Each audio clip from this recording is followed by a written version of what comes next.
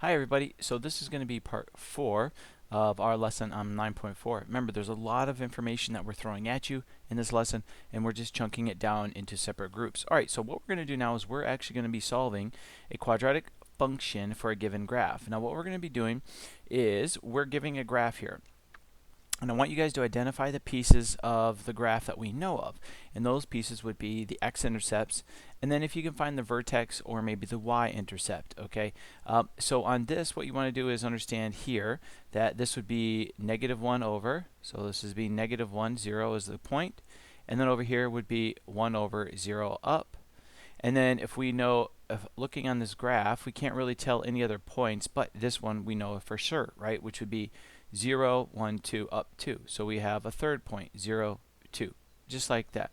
The reason you want to find the y-intercept is what we're about to do is going to be much easier if you can find what the y-intercept is. Okay, so on the graph over here on the right, we're given the x-intercepts already, and the y-intercept is going to be a 1, 2, 3. It would be 0, comma, negative 3. Alright, so let's begin. So over here on this left, now what we're doing is we're going to use a form of a quadratic equation. And that form is going to be difficult for some of you to understand, but it shouldn't. If you go back to lesson 9.2, we solved a quadratic function given a point and the vertex, right? And then we plugged it into vertex form, we solved for a, and then we put the equation back in. We're going to be kind of doing the same thing, but first what we need to do is actually identify the piece. So if you remember from part 3, we would come up with, for example on here, we would know, and that's blank now, whoops, is that on here you would know that this actually answer is x equals negative 1, right? And then we know over here that this x value over here is going to be x equals 1. So we know when we graph this function, our x is 1, and our x is negative 1. So if you watched lesson 3, or the part 3 of the video, what you would have understood is that taking this x value, we actually created a little binomial. And so what we're going to do is we're going to, and this is what I mean by that, is that, remember, everything's going to be set to 0, right? So if it's set to 0 and my x is 1, what number would I have to do? So I'd put x plus 1. What is x plus 1? How would I get, what would I plug in for x right here? It would actually be what? Negative 1. Negative 1 plus 1 is 0, right? So this is actually one of your little binomials. And then if you go the other way, x minus 1 equals 0. If I plug in a 1 right here, which is what this x is, 1 minus 1 equals what? 0. So we have our two graphing points, okay? So we have our two binomials. So what this would be is we would come up here, we would say, okay, here's our equation, right? So far, so good. But we're missing the a value.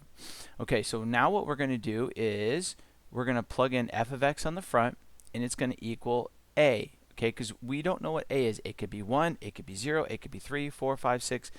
We don't know. What we do know is by looking at our graph here, remember, an x squared parent function. Okay, if you have x squared, remember, it would look pretty. It would look pretty. It would look pretty nice where it would come down like this and come up something like that, right? That's a perfect x squared. This is not. So we know the a value, the value that goes in front of the x squared right here, has to be something other than 1. So what we're going to do is we're going to find that right now. Okay, so this is how you do this. Here's the parent function we're going to use. Now what we're going to do is we're going to plug in another value that we know. We know this point system right here. Okay, and that f of x is the same thing as saying y. So what you do is underneath this equation, I'd want you to put the number 2. Where does the number 2 come from? It is the y right here, and the xy equals a. We don't know what a is. All right, and then we got, what is our next equation? It's going to be x. Well, we're going to plug in for x. We're going to plug in a 0.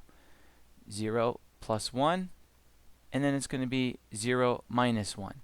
See how simple that is? So I want you to be able to make sure you plug everything in and you just have a by itself. Okay, now we simplify. So this would be 2 equals a times 1 times negative 1, just like that, right? And so negative 1 times 1 is negative. So you would have 2 equals a negative a, but can you leave it like that? No, you cannot. And so, ladies and gentlemen, you finish it off by making sure that you have, whoops, making sure that you know that the negative would go over here. So it's a equals negative 2. All right, so that's our answer. Because you can't leave negative a2, so we just transcribe it or switch the negative around, so it's a equals negative 2. All right, so there's our a value.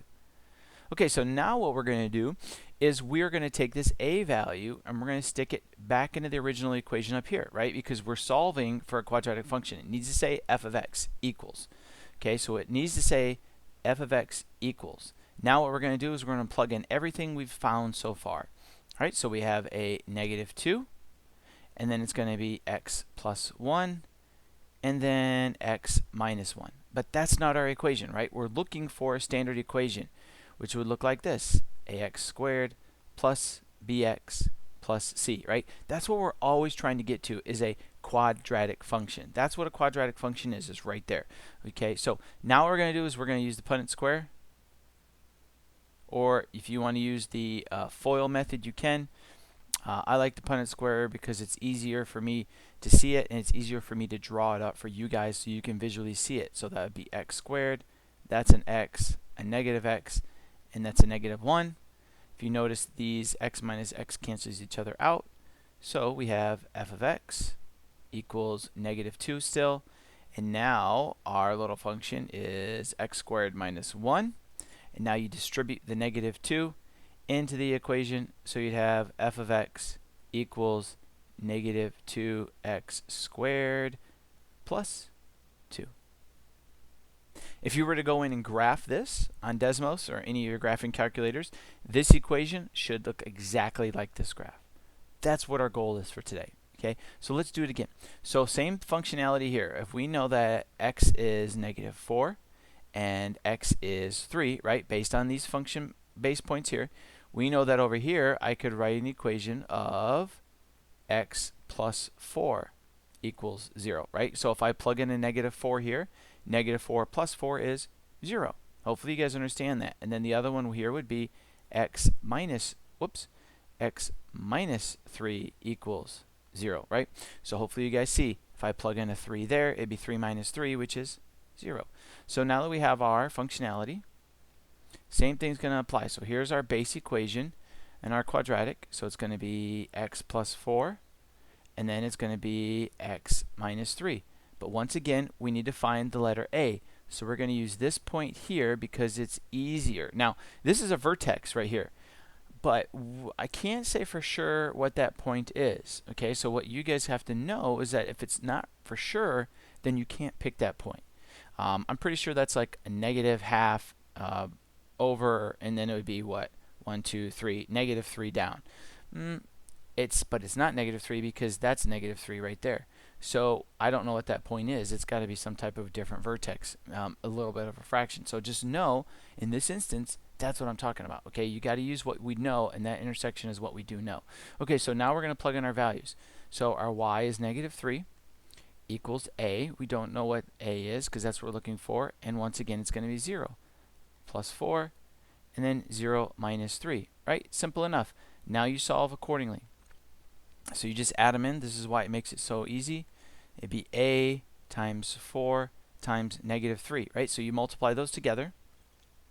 You get negative 3 equals negative 12a. And then, of course, you would divide by negative 12, negative 12, negative 12, and you'd end up with a equals 1 over 4.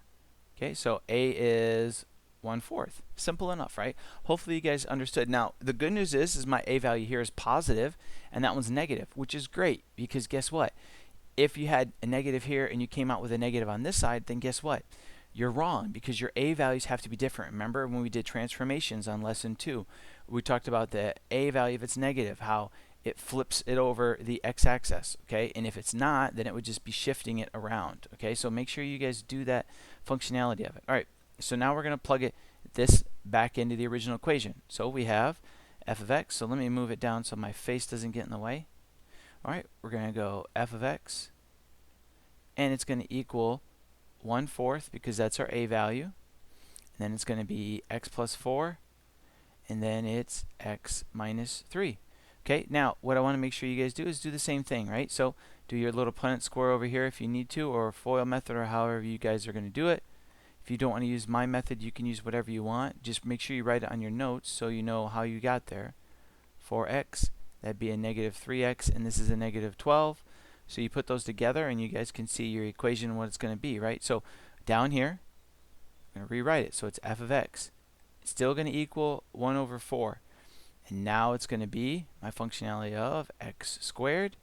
And then that would be plus x. And then the last thing is going to be minus 12. And that's it. Now what we got to do is our one last piece, which is take in the 1/4 and distribute it into our equation. So once you multiply it out, it would be f of x equals 1/4 x squared plus 1/4 x. And then you guys know that this will end up being minus, and then 12 divided by 4 is 3. And that's it. You're done. So this would be the same thing. If you graph this more complicated equation, you would be able to come up with a graph that looks just like this. Hopefully you guys understand this process and kind of what we're going to do next, because what we're going to do next involves no graph at all, but just 3 points. So what I want you guys to do is I want you to take the 3 points. So find the x-intercepts. Like here's the x-intercept right here. So if it's a negative 2, then we know that this is going to have to be x plus 2, right? Because if you put a negative 2 in here, negative 2 plus 2 is 0, because that's what we're looking for. And then this one here would be what? X minus 5. All right, and then you have your little functionality. Then you would set it up. So I'll do this first one with you guys. F of x equals my a value, and then it would be x plus 2, and then x minus 5. And then you would make sure that you plug in your values next, right? So we're going to plug in this point here. Now, it's a little bit more of a complicated point, but we should be able to manage, right? So this would be negative 12 equals a, and then it's going to be 4 plus 2, and then it would be 4 minus 5. Okay, so now you need to do your math. So this is going to be, whoops, this is going to be negative 12 equals a times 6 times what? 4 minus 5 is negative 1. Now you need to put all of that together, right? So you have negative 12 equals negative 6a, because I multiplied that together. Divide by negative 6, and look, a equals 2. It's just a more difficult way to get to it, but you can still get to your a value. Now what I want you guys to do is, I'll help you set up the a on this one, but I'm going to stop here, because what I want you to do at the end of my video, I'm going to pause it for a brief second, and I want you guys to work on finishing off this equation. Okay, so on this one we're going to do the same thing, where if we know that negative 5 is the x value, this would be x plus 5 is your one equation. And then, so let me start off by doing this one straight up. So it's going to be f of x equals a. And then we know our first one is going to be x plus 5, because if I put a negative 5 in there, that's 0. And then if this one's going to be x plus 1, right? Because if I were to put equals 0 at the end, you guys hopefully understand why at this point. Now you would fill in your value, okay? Now we're going to fill in our value of y, which would be this point right here. This is your x and y. So this would be 6 equals a, and then it's going to be 1 plus 5, and that would be 1 plus 1. Now you combine your terms together that you can. 6 equals a times 6 times 2. And so you guys could see that this would be, this transcribes to 6 equals 12a, divide both sides by 12, and a equals 1/2. Nice, right? Now we'll put it into the equation. So on this one here, I'm going to go all the way through on this. So that way it will give you guys kind of a benchmark of what I want you to do. X plus 5, and then this is x plus 1. And then you would just simply can do you do your math Punnett square if you need to. So x and 5, x and 1. So this would be x squared, that's 5x, that's an x, and that's a 5. So we know it's f of x equals 1/2. and then it's going to be x squared plus 5 and 1 is 6x, and then it's plus 5, right? So like that. Now the last step would be to distribute that 1/2 in, and you finally would be done. F of x equals 1/2 x squared. Now 1/2 times 6 would be 3x, and then it would be 5/2. A little bit more difficult, but guess what? I want you guys to be challenged with the difficult questions, because it's very important that as we move forward this year and in the next year, you're going to be asked to do complicated math, and you've got to be able to do it. So pause the video, finish the first question that I have set up for you guys, that we found the a value, and then I want you to find the a value and solve the equation all by yourself for the last one. Now don't get confused. What are we looking for here? We're looking for the 0 on the right, so make sure that you guys know that this is your extra point. Okay, so it's a little simple for you, but that's your x and your y point. Alright, pause the video and good luck. Alright, hopefully you guys paused it and you worked on your own, because it's very important that you guys can. So as you go through, it'd be 2, and then it would be x plus 2, and it would be x minus 5, right? And then you would solve it out. So once again, you need to do a Punnett square. So that would be x and 2, x negative 5. Remember, it doesn't matter how you set it up. X squared, 2x. I know mine's ugly, but that's just because I'm trying to make it smaller than I want to be, or it's more difficult sometimes for me to write on the smaller board, but you guys hopefully get the gist. 2, and then it's going to be x squared. That's a negative 5x, so this would be negative 5, and a 2 is negative 3x, and then it's minus 10. Cool thing is it's easy to multiply in a 2, so you'd end up with f of x equals 2x squared minus 6x minus 20. Simple enough, right? So hopefully you guys got that, and you understood what we're looking for as you go through the process. Okay, this one's set up would be f of x, and it's going to equal, so here's our first point, a, and then it would be x plus 4, right? Because if you put a negative in there, that'd be 0, and then this one would be x minus 4 because of this point right here. Now you would go ahead and plug in your y values, right? So our y value is 4 equals a, and then here's the easy part for you guys, 0 plus 4, and then 0 minus 4.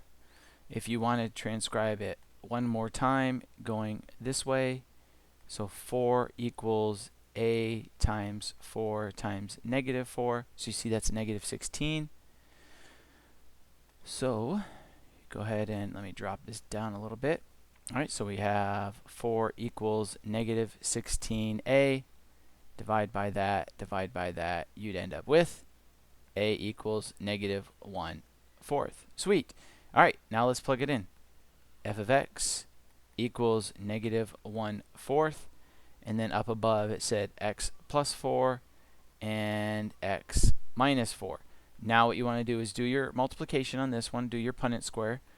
Okay, so if you do your Punnett square here, you're going to get x squared, because that's x, 4, and negative 4. You'd have negative 4x, a 4x here, and a negative 16. These cancel out, so you guys would have f of x equals 1/4 negative, and then that would be x squared minus 16. And then the last piece, multiplying the negative, right? When you do that, you get f of x equals negative 1/4 x squared. Negative times a negative is going to make this a positive 4. That's it. Hard lesson. The whole thing was, make sure you guys understand how to do every single piece of this little math nuance. It's going to be challenging for some of you in here, and that's okay. The main reason we want to challenge you is so that you'll be more successful beyond this year. If we were in class, we would be doing lots more activities and exercises, but what I want to make sure is as you guys go through the homework that you guys can do this as well. Alright, challenge yourselves, practice up on the skill, learn the math, and you guys will be successful not only the rest of this year, but in geometry, algebra 2, and then pre-calculus or college math, whichever way you go. Good luck. If you need anything, reach out to us. We'll see you soon. Be safe and stay healthy.